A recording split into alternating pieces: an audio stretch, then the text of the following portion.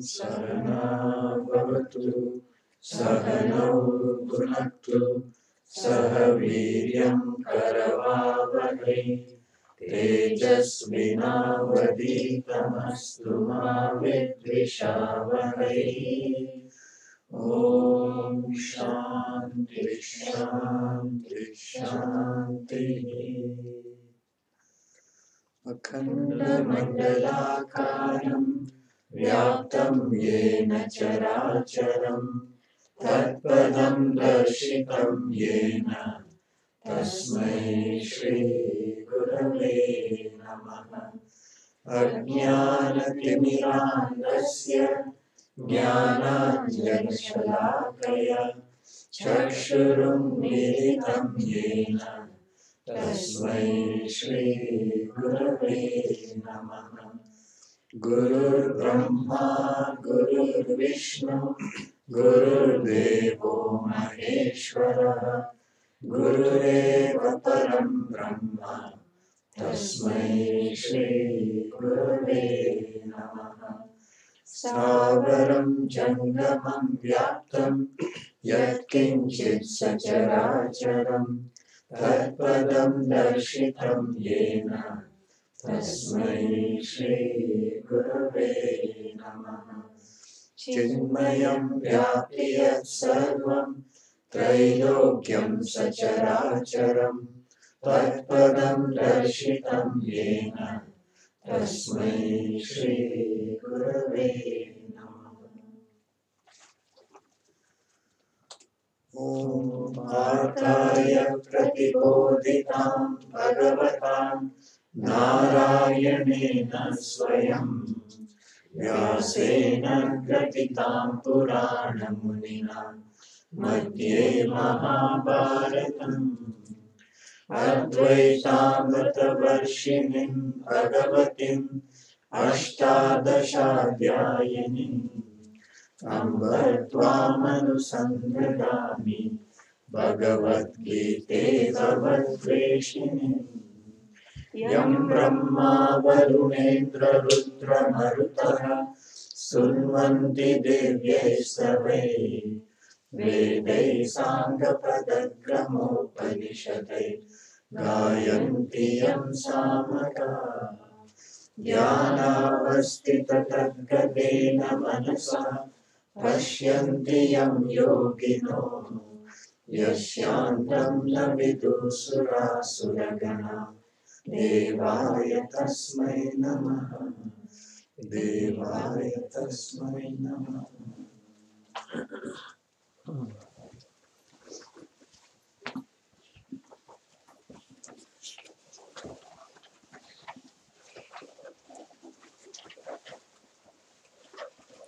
Jump to last three verses. Chapter 3, 4 and 5. Yes, we'll read 4, 5 last. 3, 4, 5. 4, 5. So we chant it together.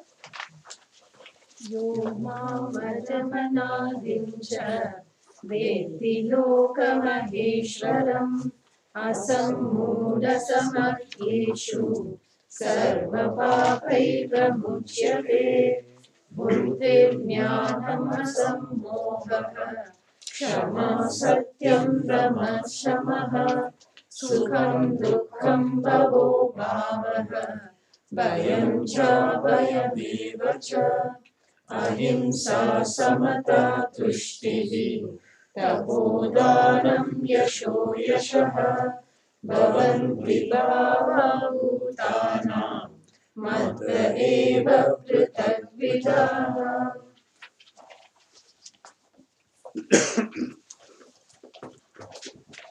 So the last two verses 4 and 5, which lists the qualities of being which arise from me alone.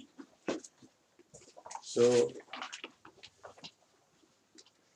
this chapter we have seen that Lord Krishna is revising, as it were, the knowledge he has given earlier, because he says to Arjuna that I will declare to you again this knowledge, this supreme word, which I, wishing for your welfare, will declare because you're delighted to hear. So in other words, that what we have kind of come across in chapter number 7 and 8 and 9, this is what he is kind of elaborating further on, repeating the knowledge in a different way.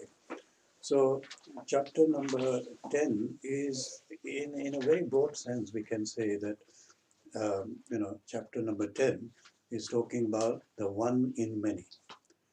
And chapter number 11 will talk about many in one. Okay.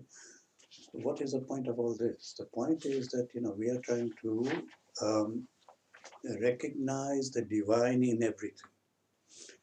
So here he is talking about external, internal, macrocosmic, microcosmic, whereby internally we recognize the self, externally we recognize the self, and there are many different, so there's no excuse of saying, oh, I can't recognize Ishvara in here, or I can't recognize the self in myself, etc., etc.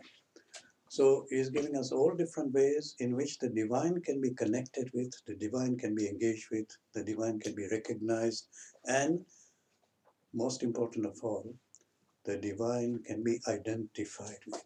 Because all these are means, these are upasanas whereby we are going to connect with the divine and to be identified with that divinity.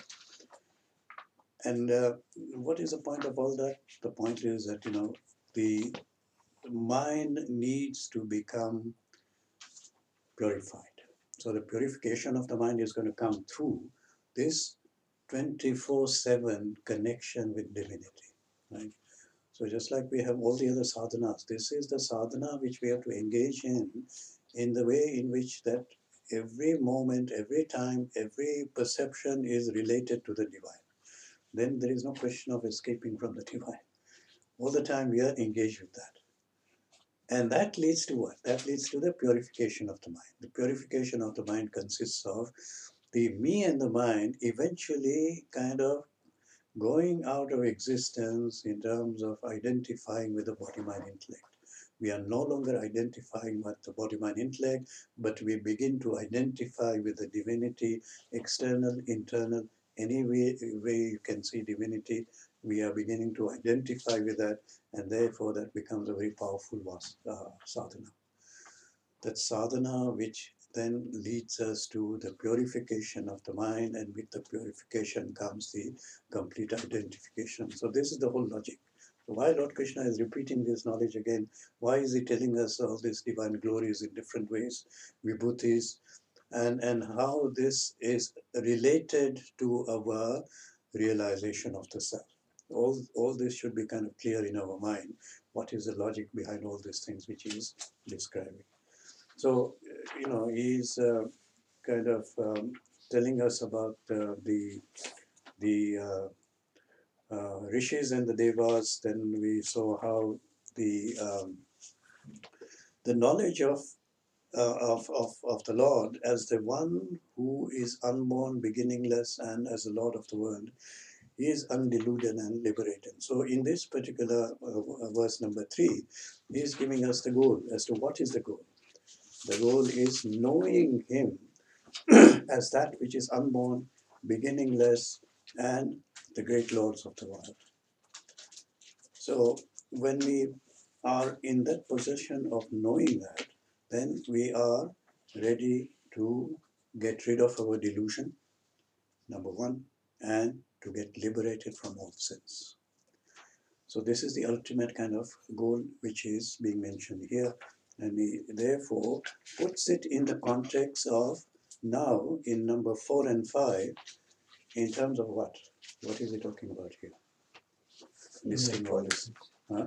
Inner quality. Inner quality. So again, the macrocosmic and the microcosmic. In the microcosm, the individual, as you and me, we have to recognize that all these things which are coming about, whether we are talking about the buddhi, we are talking about the gnanam, asammoha, kshama, satyam, dhamma, kshama, all these things are nothing but an expression of that divinity. Sometimes very hard to recognize. Because if you're having this, very kind of nasty thoughts about something, how is it that that is also coming from the divine? So then it becomes hard, even in the external world, when we look at things and we look at the good things, then it's easy to recognize and say, yeah, I can see divinity in this, I can see divinity in this beautiful scenery in front of me, I can see divinity in this person who is a very sattvic person, and I can see divinity shining through this person. But then when it comes to other things, people who are violent, people who are, the lowest of the low, like he describes in the earlier chapter, how can we recognize divinity in that kind of person or that kind of thing or that kind of situation? Becomes hard. Okay. But the point is, separate vasana from it, shouldn't we? Huh? Should we not separate vasana from it? Yeah, so we have to kind of think about how are we going to recognize it, okay? And the point is that how can I recognize divinity in all these things? And the way to understand what he's saying here is that, all these qualities which is listed here, intellect, wisdom, non-illusion, forgiveness, truth, etc. And the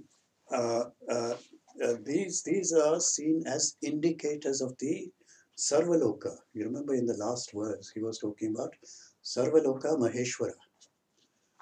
Maheshwara means what? The Lord of the Sarvaloka. Sarvaloka is all the lokas. All the lokas means whatever is outside, whatever is inside, and what Gurudev says, that is the total field of experience. The total field of experience which we are going through from day to day, moment to moment, in experiencing the world outside and the world inside, and whatever we are experiencing constitutes this Sarvaloka. And who is the Maheshwara of all of them? That is the Self. The Self is the Lord of all these things.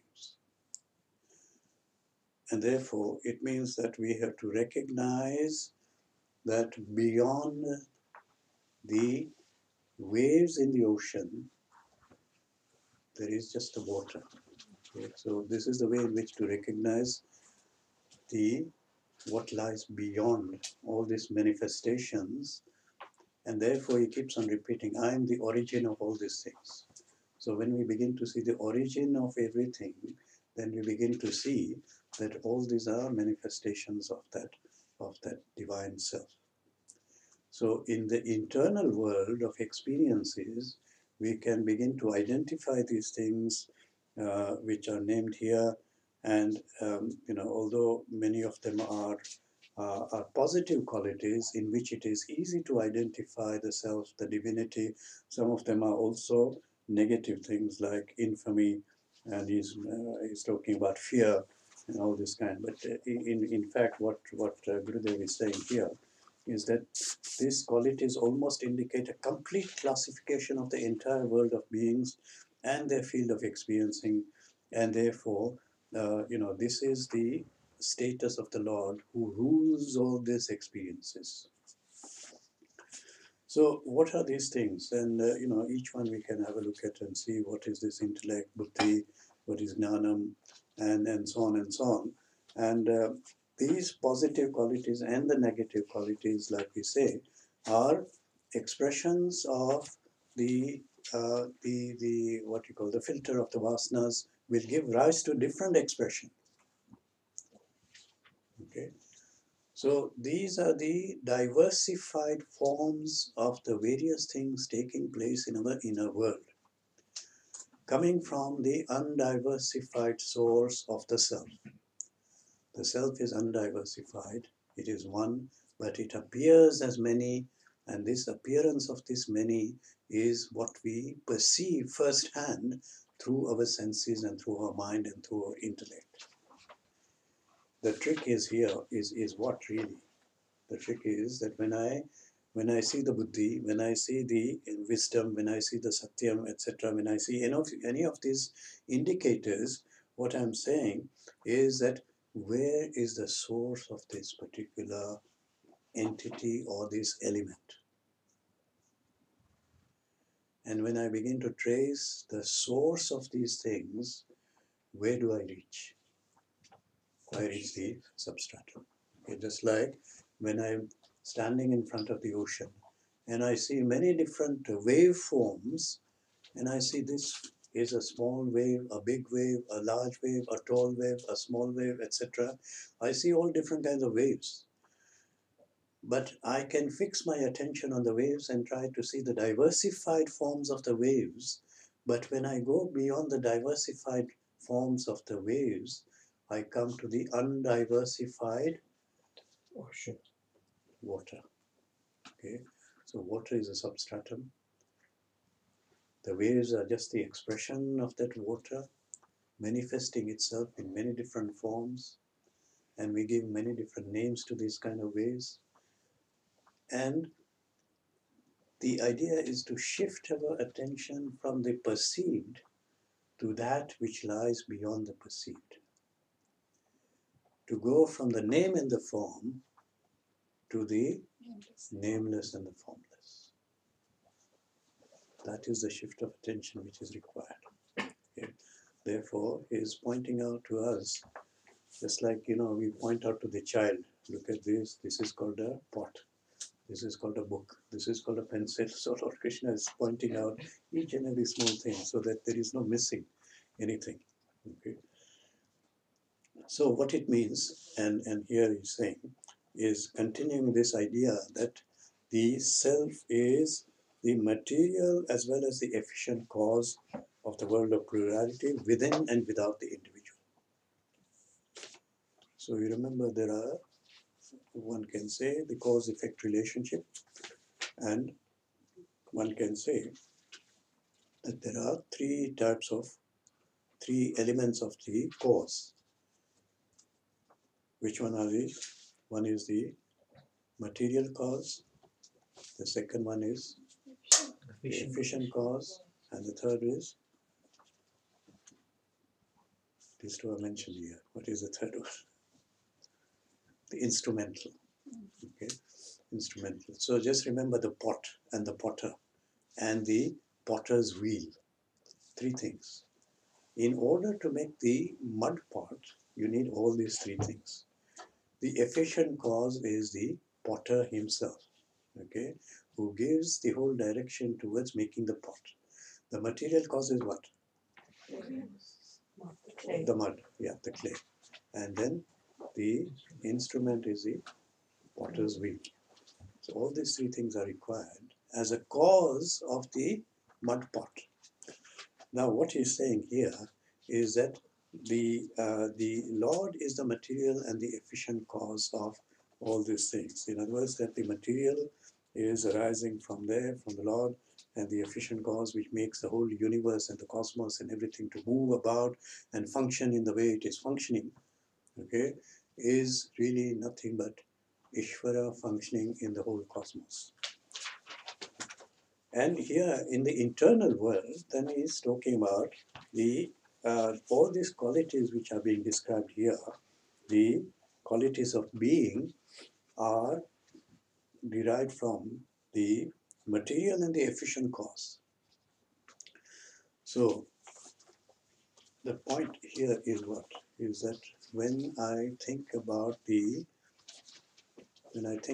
see what he's talking about, buddhi, jnanam, asammoha, kshama, satyam, and then he goes on to talk about dhamma, kshama, happiness, pain, birth, existence. So all these things are which are either ideas in my mind or what things I'm experiencing. Now, if I have to look at all these things and my attention is focused on any of these things, then I am looking at the manifestation and not the source of the manifestation. So what is the sadhana here. The sadhana, again, to remind ourselves, is really to shift our attention from the manifestation to the source of the manifestation. And he says that these things are, once we shift that attention, are going to take us to the source of all these things, which is nothing but the self.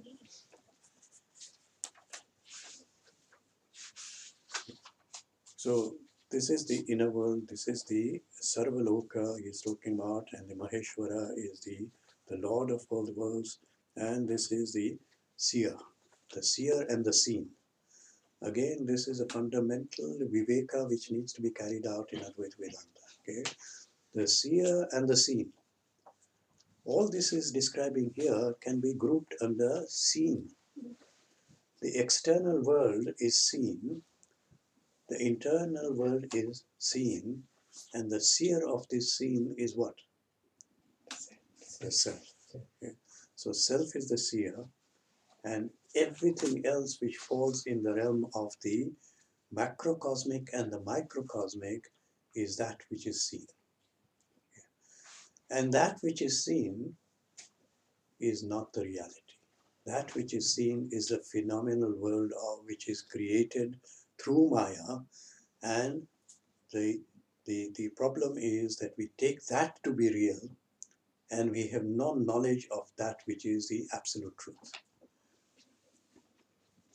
In this case, our attention is always directed towards the world of names and forms, which we have now taken to be real, and we exist in a state of duality, and in that state we begin to identify with ourselves as body, mind, intellect, and identified ourselves as separate from all these things which I see, and therefore life of suffering begins. This is now reversing the whole process, whereby we are saying that what I'm seeing is nothing but an effect of Maya. What I'm seeing is not really the reality. What I'm seeing is just a manifestation of that, which is the ultimate absolute reality, which is beginningless, changeless, and which is birthless, and which is endless, which is what you mentioned before. So this is now the turning of the mind towards, away from the perceptions of the senses towards that which is the source of all this thing. So let's go on to the next one, which is then kind of taking us again into the inner world of experiences. And here there is a symbolic representation of the 7 rishis again, which we have just mentioned in the in verse number 3, I think, and the ancient 4, and also the Manus, and how are we going to think about that in this symbolic way. So let's chant that verse. Number 6. Yeah. Maharshaya sapta purve Mahārshaya sapta purve Chatvaro manavastata Chatvaro manavastata Madbhava manasa jataha Madbhava manasa jataha Yesham loka ima prajaha Yesham loka ima prajaha Mahārshaya sapta purve Chatvaro manavastata Madbhava manasa jataha Yesham loka ima prajaha. So the 7 great rishis appear again here. The ancient 4 and also the Manus, possessed of powers like me, were born of my mind, and from them are these creatures in the world originated and sustained. So, of course, the Puranas talk about the rishis, they talk about the Sanat Kumaras, who are the 4, um, 4 sons born of Brahmaji, the creator. So these are the sons of Brahmaji, and these are the 4 ancients, and the Manus. The Manus are then the kind of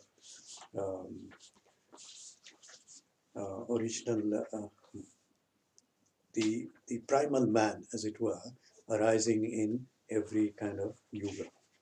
So what are these things? Again, he says the idea which was hinted in verse number 2, it was talking about the Saptarishis and the four Kumaras. What he's talking about are all born of the Lord's mind.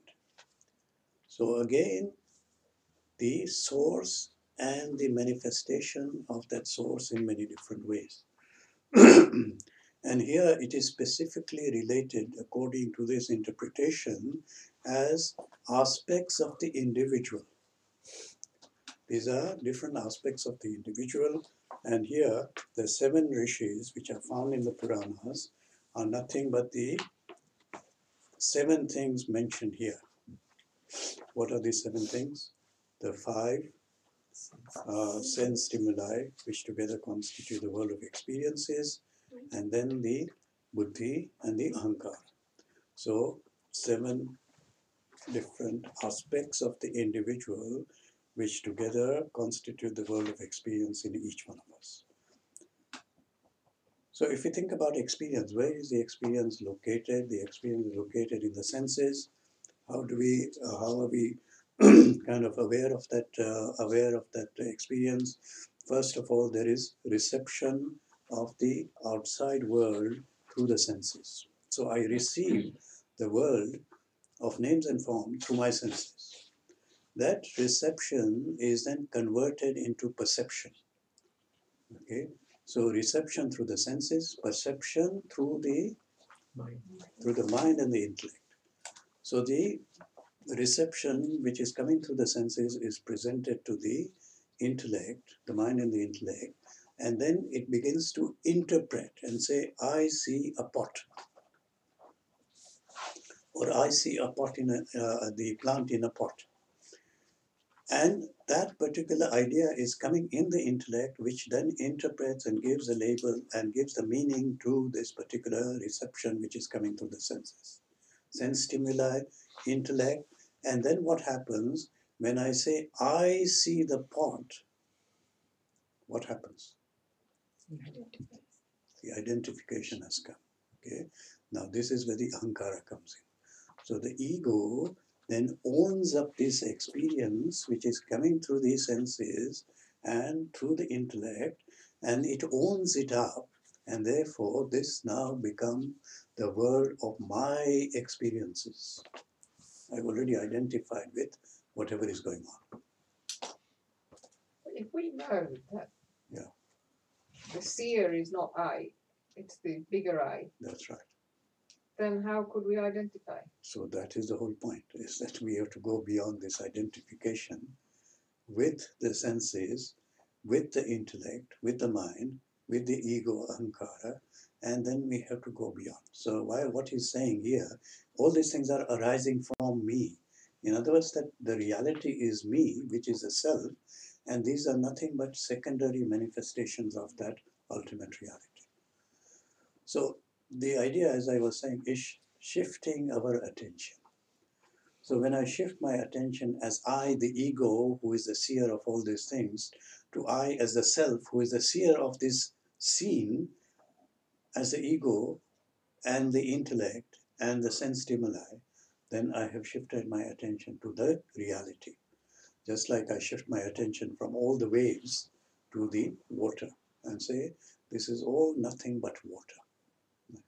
So that is the idea. That's why he's kind of mentioning all these things in this symbolic way, so that we begin to recognize the mahat, the ahankar, and the tanmatras.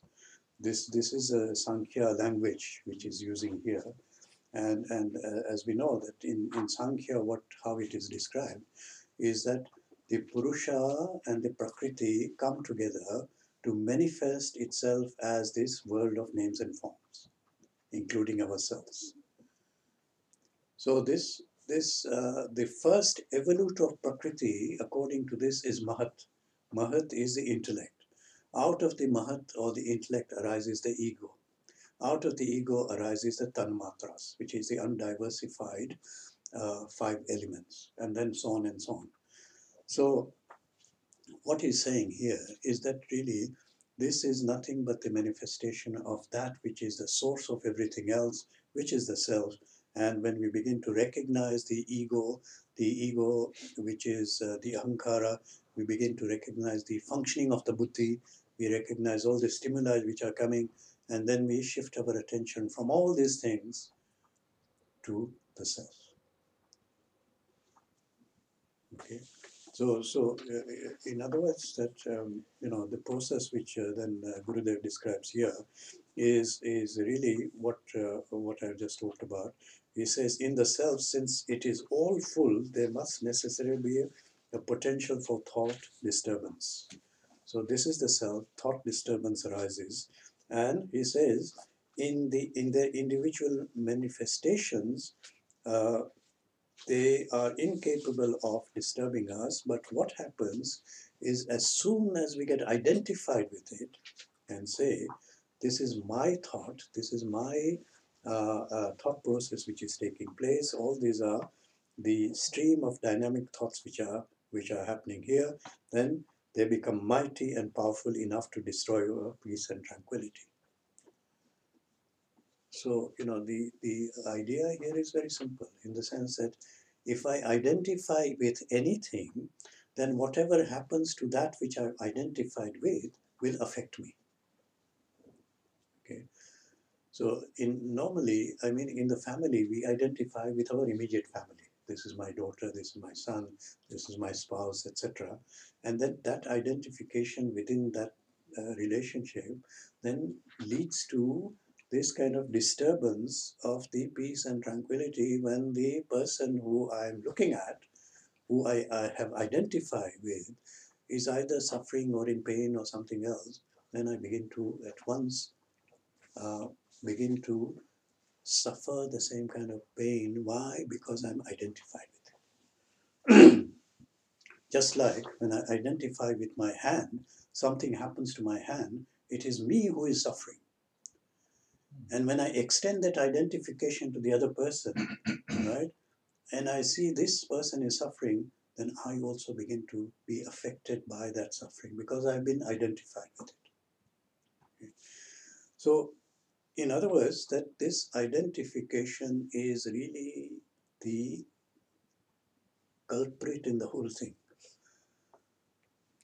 So to make practical sense. That's right. So when we are day to day, we Yeah. have millions of thoughts. That's right. What we are saying here is that to recognize that the thoughts are just manifestations. That's right. They're not actually my thoughts. Yeah. People go into depression because of thinking this is happening to me. To me, yeah. Yeah. But if we're able to pick on that, sometimes, when we even reading this, we are contemplating on what the information means to us. Mm-hmm. So similarly, like what we've learned in the past is that all these thoughts are like balloons. If you pick one and get hooked on it, yeah. you will be going around the world shortly. That's right. So if you are able to, what is that? Yes, we're reading this here now, but what is that trigger in practice? Does that recognition of the fact that that's the Lord's creation come only if you've got a pure mind? How do you fill out that gap? Yeah, in a sense that we have come to now chapter number 10. So we've proceeded through a journey. Yeah. Right? So in the state of the Arjuna condition, whereby his mind is completely agitated, he is full of pity, he is full of despondency, right? And because he has identified himself with what he is seeing as the kith and the kin, just like identification I was talking about just now. So that identification has now projected itself into the battlefield. So just like that, we then begin to identify with whatever is happening here. Right? Now, how do I get to the source from there? So what it means is that I have to, first of all, start practicing karma yoga.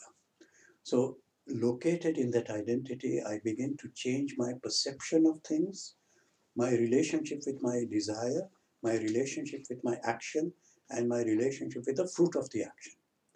So Ishwar Arpan Buddhi Prasad Buddhi, which means I'm slowly beginning to kind of detach myself or disidentify myself from the fruit of the action and the action itself. Having reached that kind of level whereby I'm beginning to do that, then it becomes possible for me to become the observer of my thoughts and feelings. See, now that is a big jump. I've come from identifying myself with the thoughts and the feelings, which he's talking about here, all the different manifestation, like he was talking about happiness and what you call peace and etc., shanti, etc. So now he's talking about how can I step back from all these things and become the observer of these things, as the seer of these things, rather than get identified with them and get carried away.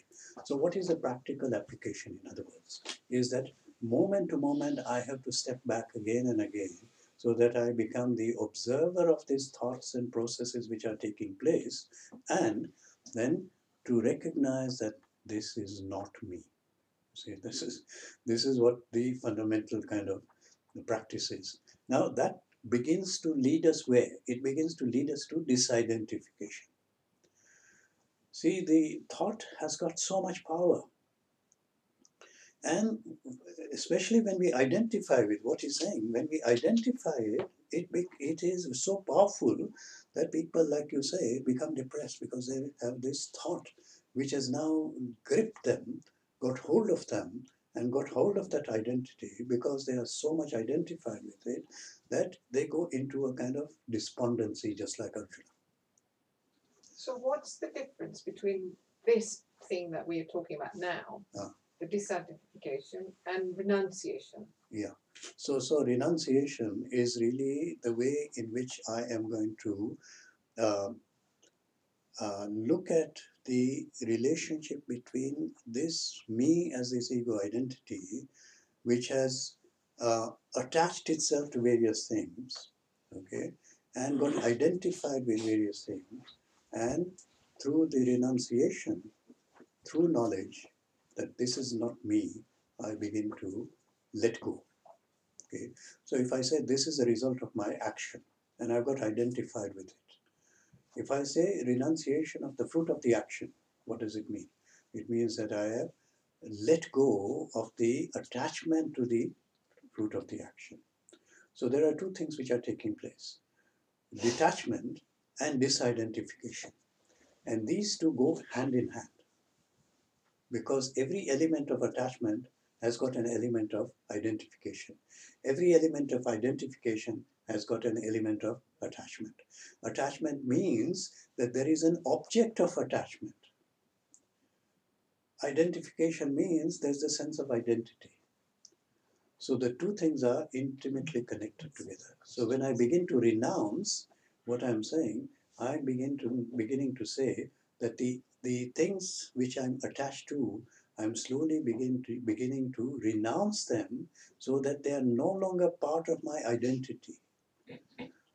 So renunciation is a process of dissolving the identity slowly by renouncing the fruit of the action, by renouncing the action through the knowledge that I am the self. When I come to this point where I have now, through Karma Yoga, renounced this, and through Sannyasa Karma, I have renounced the action itself, and through meditation, I am now saying that actually none of this is me. This is not the body, this is not the mind, I'm not the intellect, etc. Then I have come to this identity which now goes beyond renunciation, which has taken place slowly by slowly to bring me to this place whereby now I only see myself as the self. So there is a systematic process which is taking place. Can I put it here? Who is the observer? Yeah. Is the question. Okay. Now, Yeah. before that, Yeah. Consciousness. Yeah. Consciousness is a kind of power within the body. Mm-hmm. Now, when we say I'm an observer, it's really a sharp intellect within us, isn't it? It's not really consciousness. Okay, so in order to kind of clarify that, there is the relative witness and there is the absolute witness. By relative witness, what do I mean?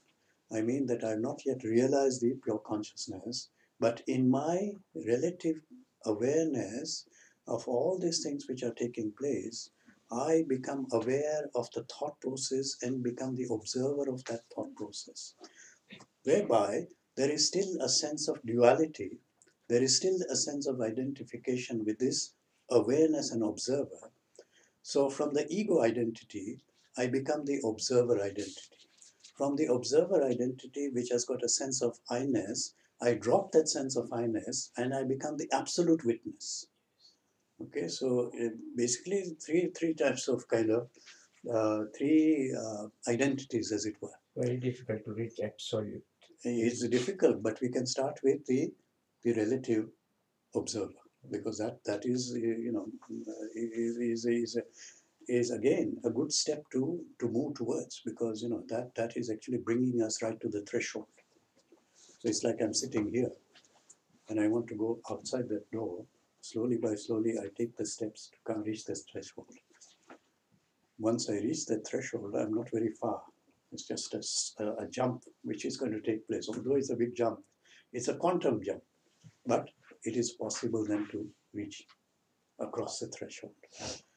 So what we are talking about here is this relative observer who is going to stand apart from the thought processes which are going on, the intellect which is processing all these various different thoughts, standing apart from the sense stimuli, from the sensations in the body, and say, I'm not this, I'm not this, I'm not this. Now that is a relative position. But from the relative position, we are able to transcend into the absolute position. And that is nothing but realization of the self completely. So what is compassion then? Compassion, yeah, I mean, compassion is what? So if we say that all these are manifestations of that divinity, so, the simple way of understanding is that all these positive qualities are manifestation of that divinity. All the negative qualities are manifestation of what?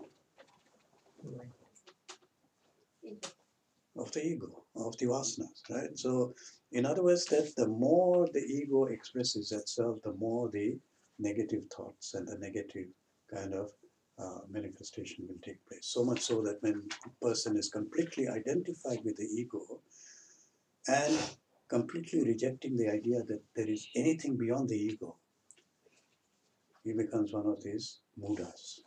So mudas is the one who does not recognize anything. Now, when we talk about compassion, we are talking about the one quality of divinity which then begins to express itself in the intellect. What is that quality? What do you think is that quality? So we got only three options: Sat, Chit, and Anand. Okay.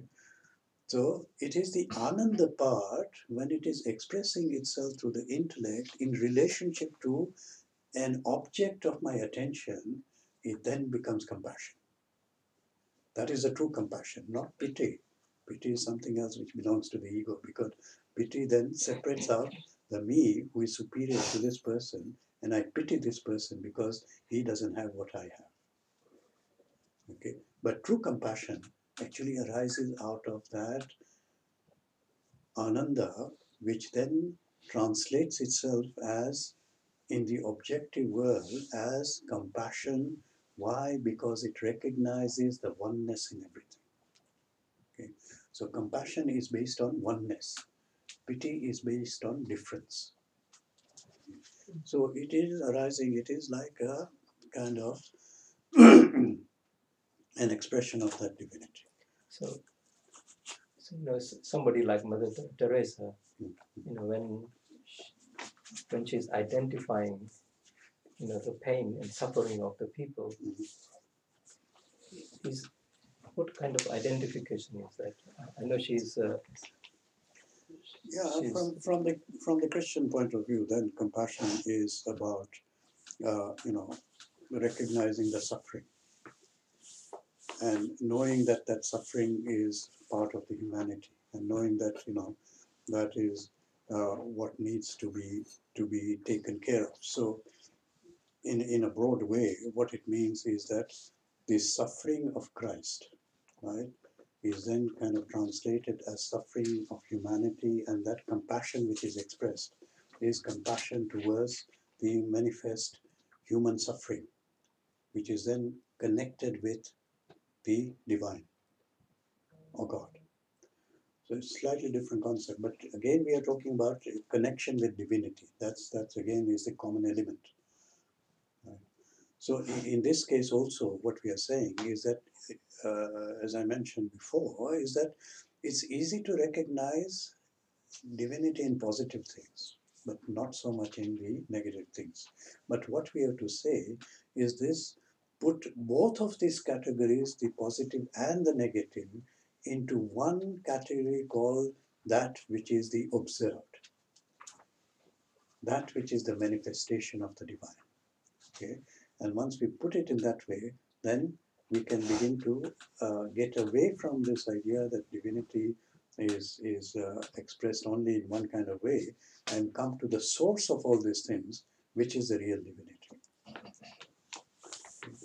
Okay, so here's the process which is going on, and he says that what we have to do is, why this we have to understand this is because it is giving us an idea about the various elements of the experienced world, and how that we are the lord of that experienced world, of the intellect, the buddhi, the ahankar, and the tanmatras, and how we can step back from all these things and say, I am the lord of all these things. Not in the sense that I'm the controller of all these things, but I'm the self who is aware of all these things which are going on. But these things which I'm identified with, they are not me.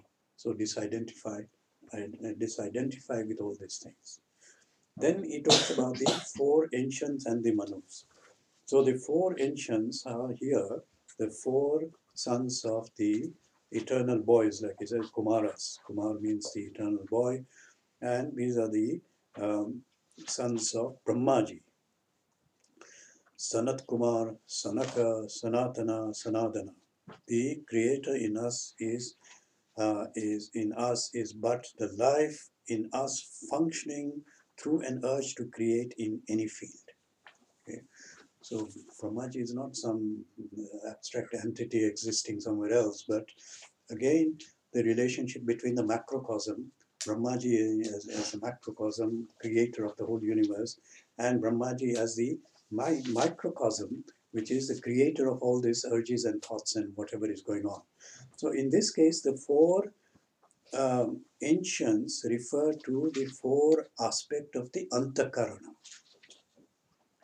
Okay, so the antakarana is what is described as the four factors, which are man, buddhi, chit, ahankar. Okay, so there is a slight overlap between the four ancients and the seven rishis. Why? Because the buddhi and the ahankara is also part of the rishis as well as part of the four ancients. So the four ancients are the antakarana, which is man, buddhi, chit, ahankar. So buddhi and ahankar are also included in the rishis. So the chit and the mana is different in this one. In this case, we can say the four factors represented here are the total inner instrument born out of the mind of the creator at the very beginning of the creative activity. Okay. So in other words, the subtle body, because this antakarana is nothing but the subtle body. So we have described to a certain extent the functioning of the gross body with the senses and the sensory organs. Now he is describing the four rishis which constitute the subtle body, and these are born out of this of the self, and he says this is again where all the activities are taking place. So, in other words, both the microcosm and the microcosm and the macrocosm, the samashti and the vyashti, causes of creation have been indicated in the same verse. Okay. So, on the one hand, we have got a total intellect, Mahat. Mahat is the total mind. Mahat is the total mind, and the ego, ahankara, is the total ego, and the five rudimentary sense objects, tanmatras, are described at the macrocosmic level, and at the individual level, they are the creative urge, like Gurudev is putting it here, through the intervention and play of the inner equipment constituted by the intellect, mind, ego, and the chit. There is ego involved, so is that sattvic? Hmm? There is no sattvicness, isn't the ego is involved with the Mahat?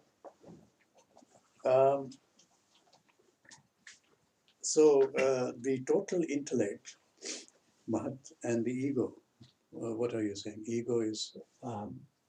when we say Mahat, yeah, that is, we are talking about the God, total mind, yeah, total everything. Yeah, yeah. So in that they are also including ego. Yeah. So ego is always with us, and ego is here. Yeah. So there is no sattvicness in that.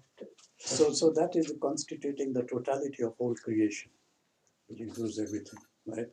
So Brahman plus Maya is equal to Ishvara. Ishvara is a total cosmic projection, okay, which includes you and me, right? In the individual, then there is also the replication of that process. So the difference between Ishvara and you and me is only one, is the nature of the upadhi. So the nature of the upadhi in our individual is this body-mind intellect. The nature of the upadhi of Ishvara is the total mind and the total ego and total everything. Okay. So that is the only difference. But in the sense that it includes all the gunas. So all the gunas are included in, just like all the gunas are included in me, which is tamas and rajas and sattva is operating all the time in the body, in the mind, in the intellect, in the ego, everything else. So also there is that aspect which is there. Okay, so the seven seers and the four ancients thus together indicate both the efficient material causes for the macrocosmic and the microcosmic universe. So,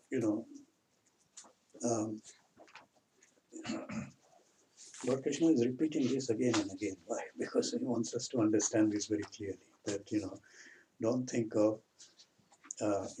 this divinity as existing only in one place at one time or existing in a certain way in a certain place. Okay?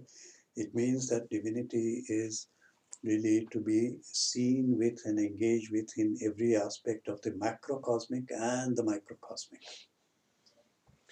And what we have to do is to go beyond all the manifestations to that which is the source of all this manifestation. Okay. Ramesh bhai, Yeah. if you read, strictly speaking, what is written here, Yeah. and as per the Sankhya, which says that everything is originating with Purusha plus Prakriti, Yeah. this total intellect creates total mind, and everything is actually created from the total mind. Yeah. That's what he actually states here. Yeah. So how can, if everything is actually created by the total mind, which itself constitutes the ego, which is the way it's actually been created, so we are helpless. There is no way we can actually overcome and get rid of the ego. If he himself has actually stated in this paragraph that he has unleashed the ego as part of it, and it's generated from the total mind. Yeah. So how does he expect He's we offering mortals? you two chalices, poisoned and unpoisoned. It's your job to figure out which one it is. In other words, what Bina is saying is that we have got something which is available to us, which is going to make us to go either on the path of bondage or on the path of liberation, which means that we have got the freedom of choice. Although it is limited, this purusharth, which we are able to do at the individual level, is going to take us beyond the ego. Okay? Ishvara has no such agenda. It's only the individual who begins to create this agenda and say, okay, now shall I get bound up by my identifications and by my individuality, or shall I make a decision to then progress onto the spiritual path? But again, that's a bit unfair because because depending upon our past karmas and births and vasanas and everything, it's kind of, he's saying very much that even if you're a mudha, I'm going to hold your hand and you're going to reach to me. Yeah. He's also saying that for the unfairness comes when it takes. Had I not come to the class, I would not know what this is. Yeah. Right. Yeah. So for the people who are having to wait to gain this knowledge, it's going to take ages. So that's the unfairness. You know, why can't what is it? See, fairness, unfairness kind of it implies that somebody is responsible for that. Right? So who is being unfair? Who is being unfair? But if we say it's all coming from the Lord, and we're trying to see beyond, to see everything is manifested from the Lord, and this is where we're trying to make a choice. If you have understood the knowledge, then it's very clear. But to understand the knowledge, you have to do a bit of work. Yeah. So it does. So what it means is that, you know, the unfairness appears to be there because we see this, that, you know, that the karmas and the vasanas seem to be unequally distributed somehow. In other words, that the mudha has got a different set of karmas and the vasanas from that who is the Mahatma. Well, no, I understand and I accept very much that it's our own creation. But what I'm trying to get to is, if this is what we are supposed to be doing, why couldn't I have come in earlier? Why does one have to suffer it out to get to that stage? So, I mean, you know, again, we have to invoke the law of karma, in the sense that whatever karma has preceded all these lives in the previous lives, that is inevitable that they have to manifest themselves one time or the other. In this particular life, the set of karmas which I have to work through, right, may not allow me to connect with this knowledge until a certain time.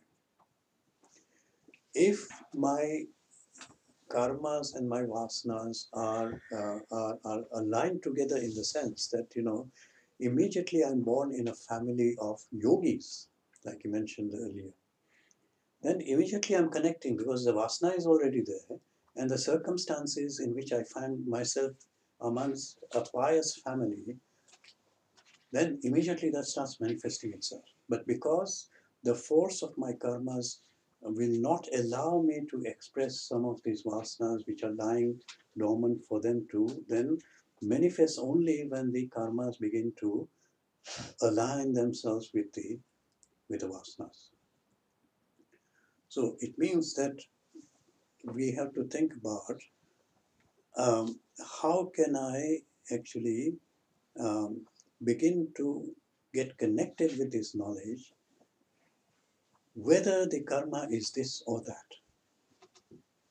The problem with that is we've got the complication of the vasanas as well. If the vasanas are very strong in other ways, then whatever you try to trigger off as this connection with the knowledge, it will not allow it. Why? Because the vasanas for the worldly things are very strong. And therefore the mind will not turn towards this thing. It will take some time. Sometimes it happens by chance. Sometimes we say it happens by the grace of God, that we kind of get connected with this somehow. But in actuality, it is nothing but the manifestation of karma. So you're meant to be here, and that's why you're here. Why is it only this set of people is sitting here at this time, listening to this knowledge which is here and now, is because that karma is fructifying at this particular point in time. There are other people who are missing from here. They're not meant to be here. So for them, it means that that particular piece of the puzzle is not yet in place, but maybe it will come into place some other time. Okay. So on the one hand, it is about the creation which has taken place.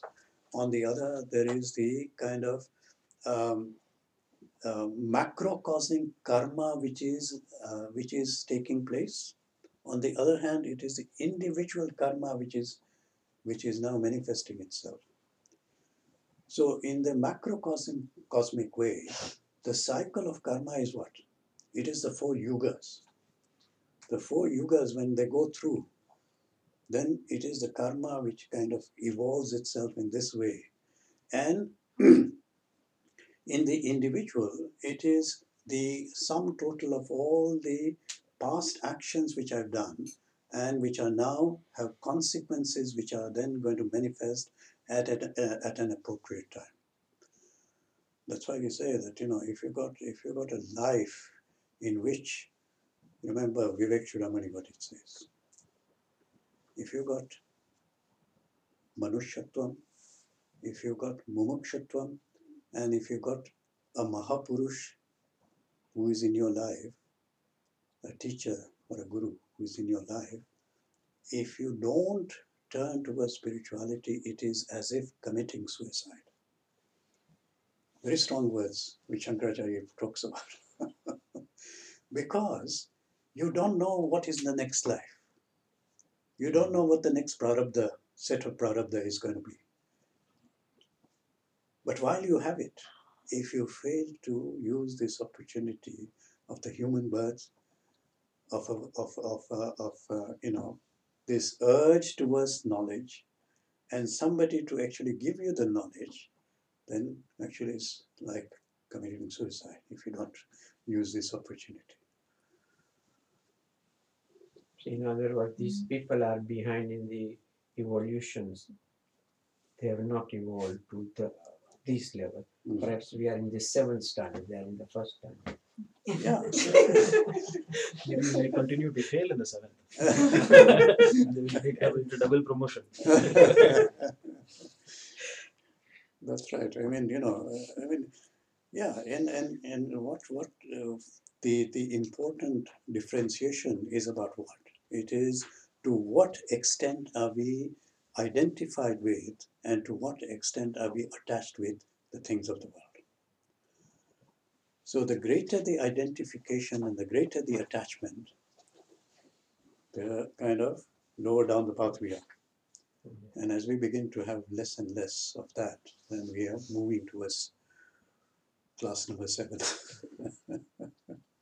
But we have to make sure that when we reach class 7, that we make the best use of it, so that we can go to reach 12th standard. That's right. We try to reach the 12th standard. So make the best use of it.